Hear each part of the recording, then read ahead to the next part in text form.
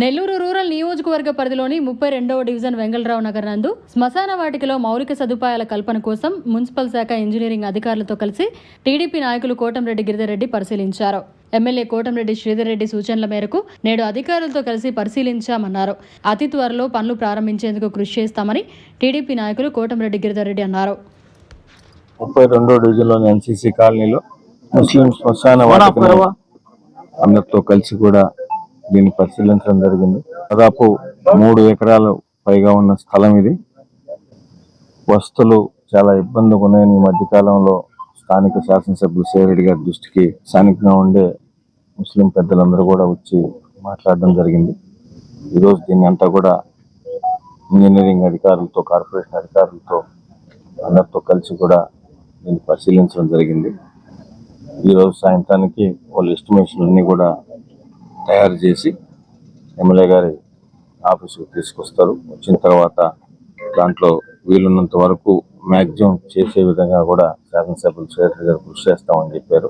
30 కానీ 31 కానీ 32 కానీ 29 కానీ ఈ ప్రాంతంలో చుట్టుపక్కల ఉన్న అతి పెద్ద ముస్లిం శ్మశాన వాటిక దీన్ని తప్పనిసరిగా చేయాల్సిన అవసరం ఉంది, చేయాల్సిన బాధ్యత కూడా ఉంది. రూరల్ నియోజకవర్గంలో ఉన్న ప్రజల మాట మాకు వేదం. మీరు ఏమి చెప్తే దాన్ని చేయడానికి నెల్లూరు రూరల్ నియోజకవర్గంలో అన్ని విధాలా మీతో కలిసి ముందుంటాం. కాకుంటే గత గవర్నమెంట్లో మేము అనుకున్నవి కొన్ని చేయలేకపోయినాం. రాజకీయాలు మాట్లాడలేదు కానీ గత గవర్నమెంట్లో మేము చేయాలన్నా కూడా చేయలేని పరిస్థితుల్లో ఉన్నాం. అయితే కూటమి ప్రభుత్వం అధికారంలోకి వచ్చిన తర్వాత గౌరవ ముఖ్యమంత్రి చంద్రబాబు నాయుడు గారు ఆధ్వర్యంలో జరుగుతున్న ప్రభుత్వంలో ఇప్పటికే నెల్లూరు రూరల్ నియోజకవర్గంలో ఎన్నో విధాలుగా అన్ని విధంగా ట్రైన్లు కానీ, రోడ్లు కానీ, కరెంటు కానీ, సాగునీరు కానీ, త్రాగునీరు కానీ చాలా డెవలప్మెంట్ జరుగుతూ ఉన్నాయి. ఇప్పటిదాకా దీన్ని ఇంకా చేయలేకపోతున్న నిజంగా కూడా చాలా బాధగా ఉంది. తప్పకుండా వీళ్ళని త్వరగా దీన్ని చేస్తామని కూడా మరొకసారి మీకు తెలియజేస్తున్నాను.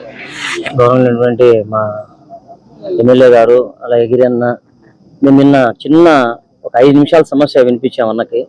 వచ్చేది వర్షాకాలము, ఇదంతా డౌన్ లో ఉంది. రేపు వర్షాలు పడిన తర్వాత ఇక్కడ తవ్వాలన్నా కూడా ఎవరన్నా ఖననం చేయాలన్నా కూడా చాలా ఇబ్బందిగా ఉంటుందని చెప్పి అన్నకు వివరించాము.